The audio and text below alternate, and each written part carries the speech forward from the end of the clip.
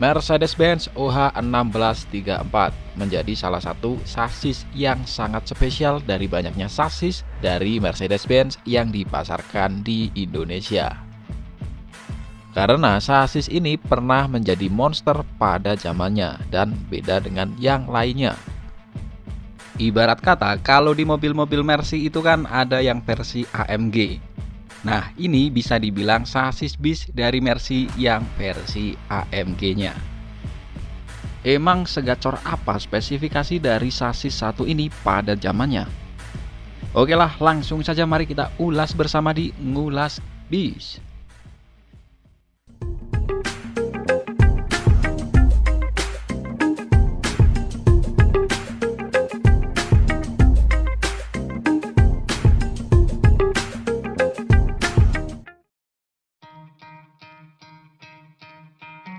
Sasis Mercedes-Benz OH1634L yang juga disebut Megatrend merupakan sasis yang sangat melegenda dengan jumlahnya yang sangat terbatas di Indonesia. Sasis ini masuk ke Indonesia pada tahun 1996 secara CBU atau impor. CBU dalam bentuk sasisnya doang ya, bukan gelondongan sama bodinya. Hal ini bermula saat dealer resmi Mercedes-Benz di Medan PT Bintang Cosmos menawarkan sasis 1634 ini kepada KAP Group yang membawahi PO Kurnia, PO Anugrah, dan PO Pusaka. KAP Group ternyata berminat untuk menerima tawaran itu. Pada awalnya mereka hanya memesan 8 unit bis saja. Setelah digunakan untuk mengaspal melayani penumpang, ternyata respon dari masyarakat tentang sasis ini cukup bagus. Akhirnya KAP Group menambah 12 unit lagi. Jadi jumlah keseluruhan sasis 1634 yang dimiliki KAP Group sebanyak 20 unit dan itu pun hanya mereka yang punya. Digunakan buat di trayek Medan, Aceh. Pada saat awal kemunculannya, sasis ini sempat membuat gempar dunia perbisan kala itu. Hingga beberapa orang menyebutnya sebagai sasis monster. Karena punya performa yang buas dan suara mesinnya yang garang.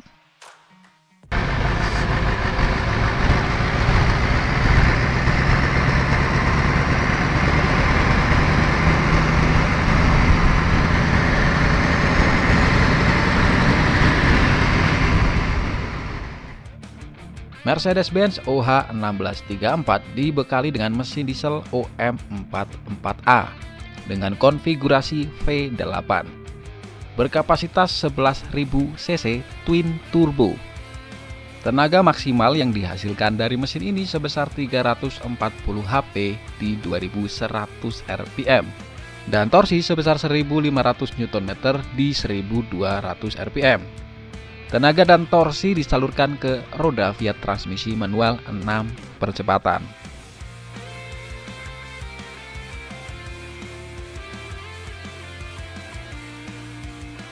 Pada masanya, tenaga dari sasis ini menjadi yang paling besar. Jika biasanya bis Mercedes-Benz pakai mesin 6 silinder segaris, khusus di OH1634L ini pakai mesin V8 yang memiliki 8 silinder.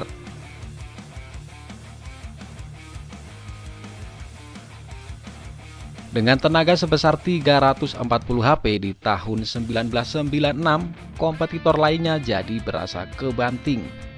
Ya memang kelasnya sasis ini termasuk sasis premium pada zamannya. Tahun segitu sasis bis dengan mesin belakang di Indonesia punya range tenaga di 170-an HP hingga 240-an HP. Jauh sebelum adanya Scania K360iB masuk ke Indonesia dan Volvo mesin tengah yang pernah kita ulas ini juga punya tenaga monster, tapi saat itu belum juga masuk ke Indonesia. Praktis Mercy OH1634 V8 pada awal kemunculannya menjadi satu-satunya monster yang belum ada lawan yang sepadan. Dengan menggunakan mesin V8 ditambah lagi dengan twin turbonya tentu akan memberikan daya dorong ekstra, membuat tenaga yang dihasilkan jadi lebih besar dan memiliki suara raungan mesin yang berkarakter.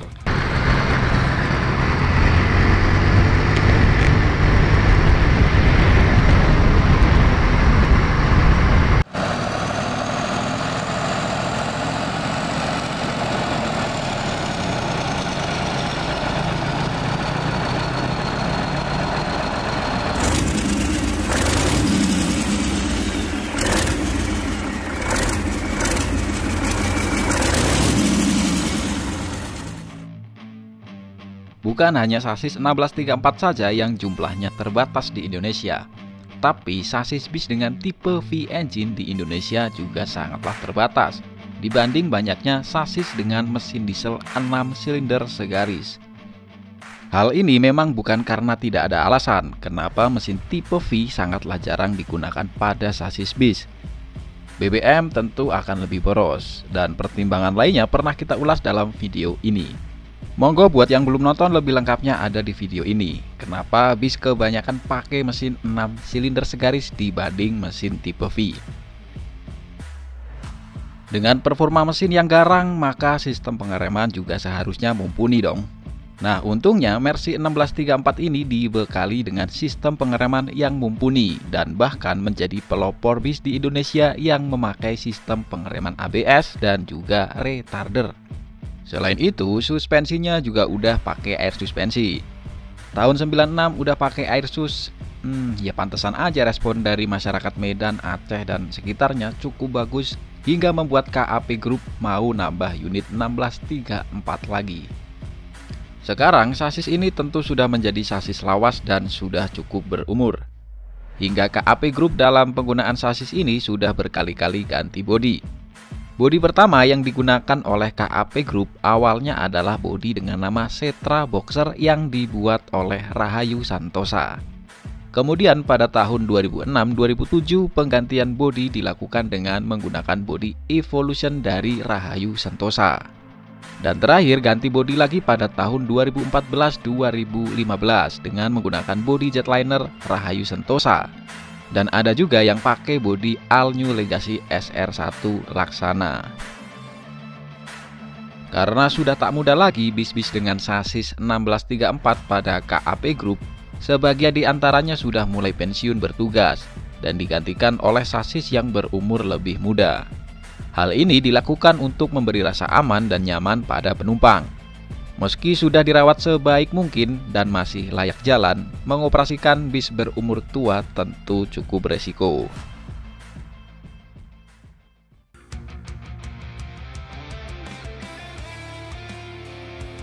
Ya, yang namanya masa pasti akan ada akhirnya. Tentu kita patut memberi apresiasi dan berterima kasih kepada KAP Group karena hampir lebih dari 20 tahun mereka mampu merawat dan mengasuh monster spesies langka ini hingga purna bertugas.